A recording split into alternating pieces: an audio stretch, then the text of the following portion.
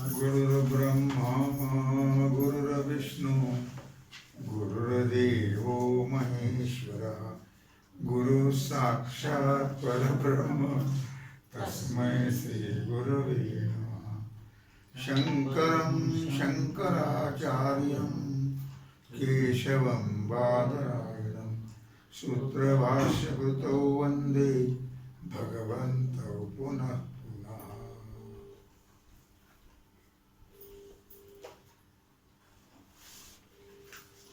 विचारसागर रहस्य तरंग 5वा, हेडिंग 19वे, सूक्ष्म सृष्टीची उत्पत्ती। बरोबर, पाठ क्रमांक 56वा। सर्व भूतांच्या एकत्र झालेल्या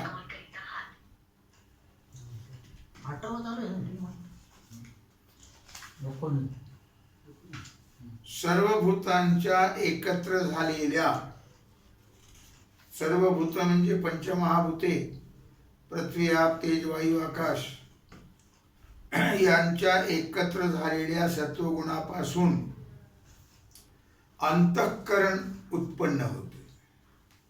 लक्षात आलं?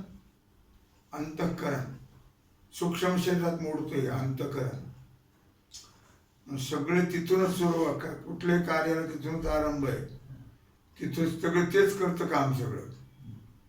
अंतःकरण म्हणजे त्याचे 4 भाग केले पुन्हा आपण, मन बुद्धी चित्त अहंकार।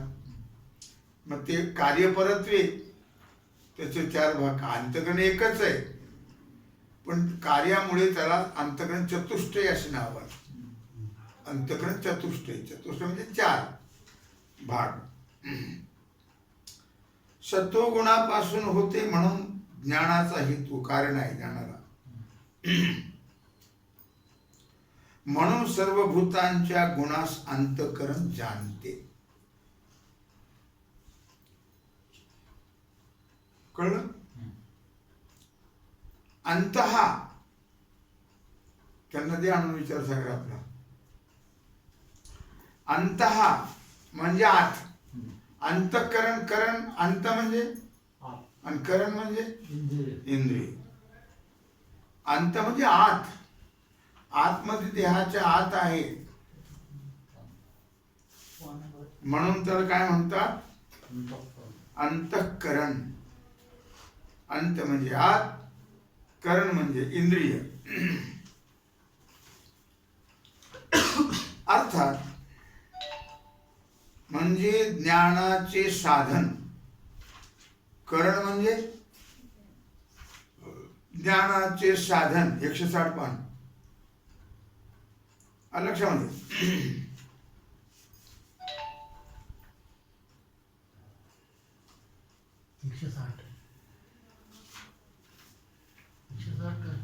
160 करण म्हणजे ज्ञानाचे साधन। लक्षामध्ये, म्हणून त्याला अंतःकरण म्हणतात। म्हणून त्याला काय म्हणतात? चौथी ओळ, म्हणून त्याला अंतःकरण म्हणतात। अंत म्हणजे आत, करण म्हणजे साधन, ज्ञानाचं साधन। सत्वगुणाचं कार्य आहे म्हणून त्याला सत्वही म्हणतात। कळलं का? अंतःकरणाच्या परिणामाला वृत्ती म्हणतात।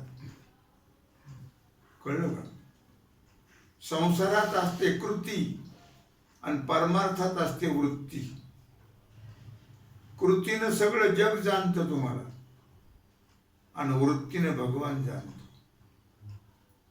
कळलं का? म्हणून अंतःकरणाचा जो परिणाम त्याला काय म्हणतात? वृत्ती। आणि परमार्थात काय लागते? वृत्ती। आणि संसारात काय लागते? कृती। कळलं? वृत्ती जर परमार्थात नसेल तर काय मांडिले प्रेत, जवळी नाही चित्त, काय मांडिले प्रेत। वृत्ती जर नसेल तर उपयोग नाही त्याचा। निश्चय वृत्तीस बुद्धी म्हणतात. आता अंतःकरणाचे 4 भाग केले की नाही, मग निश्चय वृत्तीला बुद्धी म्हणतात. संकल्प विकल्पात्मक वृत्तीला मन म्हणतात.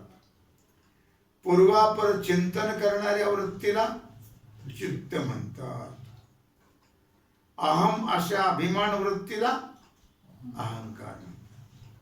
या अंतःकरणाच्या किती वृत्ती आहेत? 4. कळलं? कळलं का भाई? हा? पंचमहाभूतांच्या एकत्र झालेल्या रजोगुण अंशापासून 5 प्राणाची उत्पत्ती होती. कळलं का? पंचप्राण जे आहेत ते पंचभूताच्या एकत्र झालेल्या सत्वगुणापासून अंतःकरण उत्पन्न होते आणि रजोगुणापासून 5 प्राण उत्पन्न होतात. 5 प्राण. त्यांना स्थान व क्रियाभेदाने 5 नावं आहेत. बरं का? त्या प्राणाला किती नाव आहेत? त्यांच्या क्रिया असंच अंतःकरण चतुष्टयाप्रमाणे क्रिया वेगळी वेगळी म्हणून नावं त्याला वेगळी वेगळी आली. ज्याचं हृदय स्थान आहे आणि तहान भूक ही क्रिया आहे, तो प्राण. भूक कोणाला लागते? प्राणाला. तहान कोणाला लागते? प्राणाला. गुदस्थान मलमूत्राचं क्षरण क्रिया होते, तो अपान. लक्षामध्ये. नाभिस्थान 3. व भुक्त पिता अन्न जल, जे आपण खातो ना, अन्न पाणी घेतो ना, त्याचं योग्य समान करतो तो, त्याला म्हणतात समान. सापडेल तुम्हाला? हो, माझ्याकडे 3रा आकडाचा नाभिस्थान. हा. कंठस्थान श्वास क्रिया, श्वासाची जी क्रिया चालू असते, घेणं सोडणं, घेणं सोडणं, घेणं सोडणं, त्याला म्हणतात उदान. 5 सर्व शरीरस्थान, सर्व संधीत रमले रसमेलन क्रिया, सर्व शरीराच्या ठिकाणी सर्व सांध्यामध्ये ज्याचं रस नेऊन पोहोचतो, तो पोहोचत करतो, रस पोहोचत करतो, खाल्लेल्या अन्नाचा रस, त्याला म्हणतात व्यान. काय म्हणतात त्याला? व्यान. याशिवाय कोणी आणखी 5 उपप्राण मानतात. नाग, कूर्म, कृकल, देवदत्त आणि धनंजय हे 5 उपप्राण मानून अनुक्रमे नागाचं काम आहे उद्गार. लक्षात. ढेकर, उद्गार म्हणजे ढेकर. कुर्माचं काम आहे निमिषोन्निमेष, पापण्याची उघडझाप. कळलं का? कृकलाचं काम आहे शिंक. देवदत्ताचं काम आहे जांभई. आणि धनंजयाचं काम आहे मृत शरीर फुगवणं. या आहेत या उपप्राणाच्या क्रिया. कळलं का? हे 5 उपप्राण अगोदर सांगितलेले मुख्य प्राण 5: प्राण, अपान, समान, उदान, व्यान. आणि आता हे कूर्म, नाग, कूर्म, कृकल, देवदत्त आणि धनंजय, काही लोक हे उपप्राणही मानतात. पृथ्व्यादिकांच्या वेगळ्या वेगळ्या रजगुण अंशापासून, पृथ्व्यादिक म्हणजे 5 भूत, या पंचमहाभूताच्या वेगळ्या वेगळ्या अंश गुणांशापासून, बरं का, रजोगुणांशापासून त्यांची उत्पत्ती मानतात. कोणाची? या 5 उपप्राणाची. कशाच्या पासून? पंचमहाभूताच्या रजोगुणांशापासून. या पंचमहाभूताची 5 प्राणाची उत्पत्ती होते. परंतु हे उपप्राण, जसं उपमुख्यमंत्री, हं, तसं हे उपप्राण आहेत 5. वेदांत संप्रदाय वेत्ते म्हणजे वेदांत संप्रदायाला जाणणारे हे मानित नाहीत. फक्त पंचप्राणच मानतात ते. प्राण विक्षेप रूप आहे. प्राण कसा आहे म्हणजे चंचल आहे. प्राण कसा आहे चंचल. विक्षेप रूप म्हणजे चंचल आहे प्राण. तो थांबला की संपला. प्राण थांबत नाही. थांबला त्यावेळेस तो संपला. आणि विक्षेप स्वभाव रजोगुणाचा आहे. चंचलता हा स्वभाव कोणाचा आहे? रजोगुणाचा. कळलं नाही ते विचारत जा. म्हणून भूताच्या रजोगुणापासून प्राणाची उत्पत्ती होते. पंचमहाभूतांच्या. कळलं का? रजोगुणापासून. कळलं बाई? रजोगुणापासून प्राणाची किती प्राण आहेत? 5 मुख्य आणि 5 उप.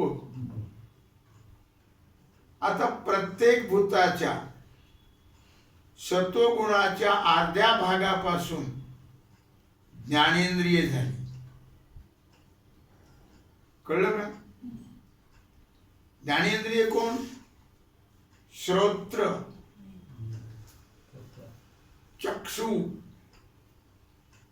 त्वग, घ्राण आणि रसना किंवा रसना आणि घ्राण.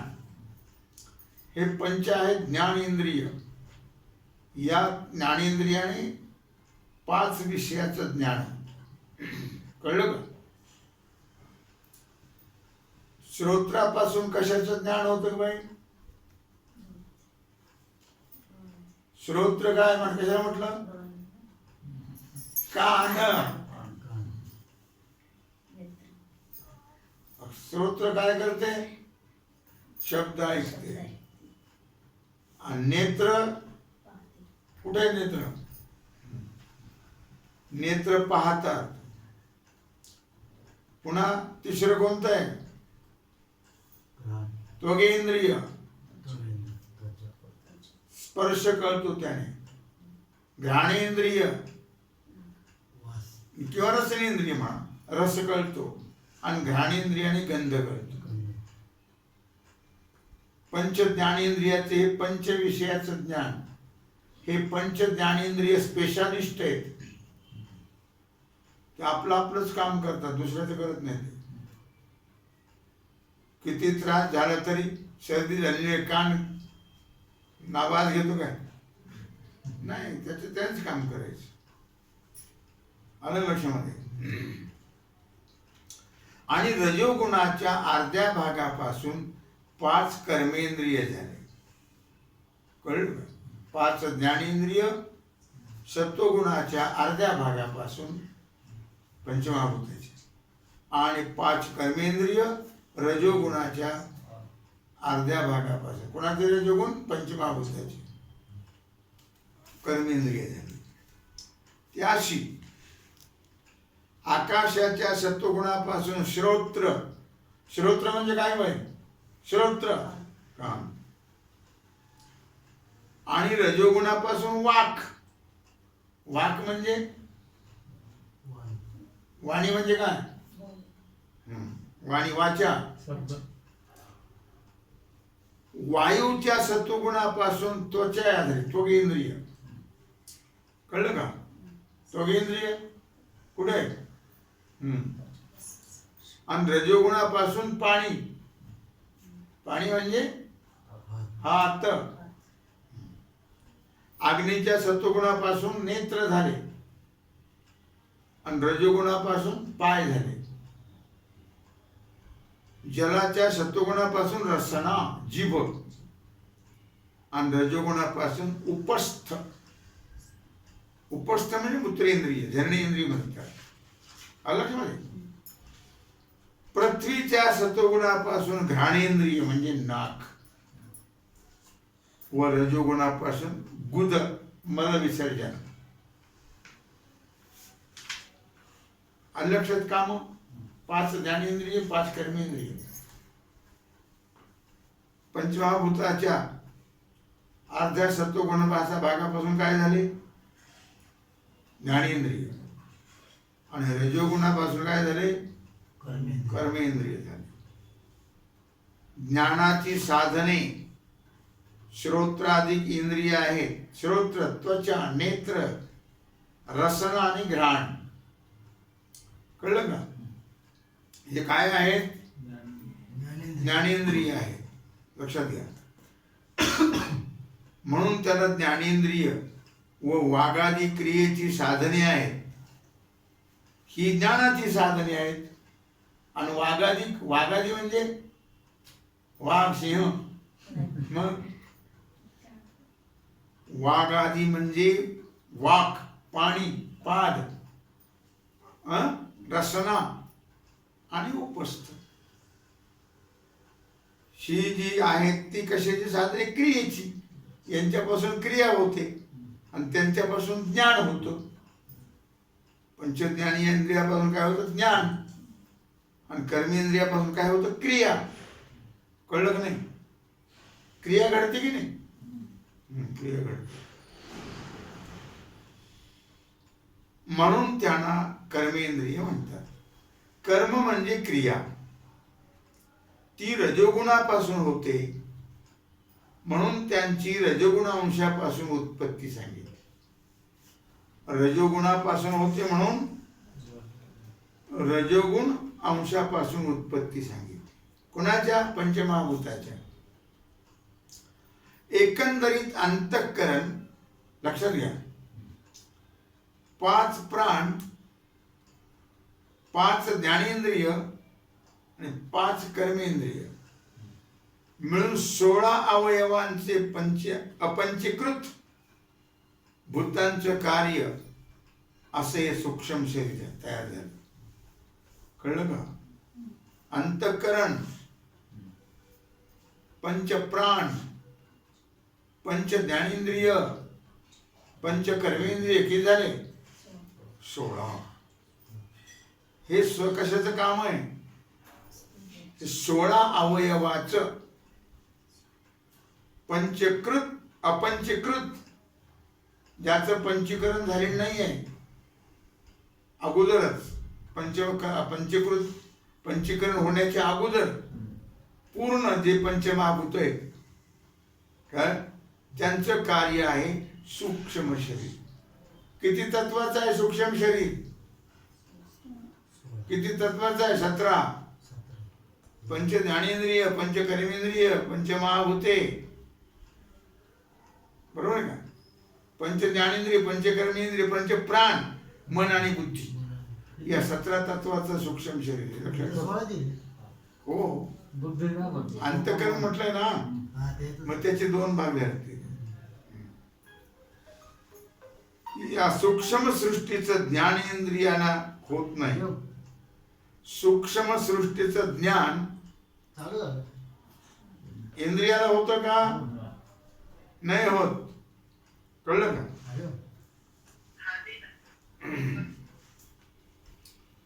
सूक्ष्म सृष्टीचं ज्ञान इंद्रियाला होत नाही. विचारसागर 161 पान. नेत्र नासिकादिकांची गोलके मात्र इंद्रियांना विषय होतात. कळतात की नाही? कान कळतो. कान काय हे कळते की नाही? कान, श्रोत्र, नाक, घ्राण आहे ना, नेत्र वगैरे हे जे कळतात. नेत्र नासिकादिकांची गोलके. गोलके म्हणजे हे वरचा भाग. एवढंच दिसतं का? आतलं कुठं दिसते इंद्रिय? आत इंद्रिय आतमध्ये आहे. हे ओळखण्याचे ठिकाण आहेत. यांनी ऐकू येत नाही. कान म्हटलं की पकडा, हे पकडत. कान पकडता येतो काय? कान म्हणजे श्रोत्रेंद्रिय, आतलं जे छिद्र आहे त्यात मशीन आहे आतमध्ये, आणि त्याच्यामुळं ऐकू येतं. या डोळ्याने दिसतं काय? काय आत येते मशीन. पुष्कळ लोकांना चांगले डोळे असून दिसत नाही, कान असून ऐकू येत नाही, नाक असून वास येत नाही, जीभ असून चवकळत नाही, सुनभरी झाली तर बधिरता येते, काही टोचलं तरी लक्षात येत. मग इंद्रिय आतमध्ये आहे, हे वरचं ओळखण्याचे ठिकाण आहे ते. कळलं का? गोलके याला काय म्हणतात?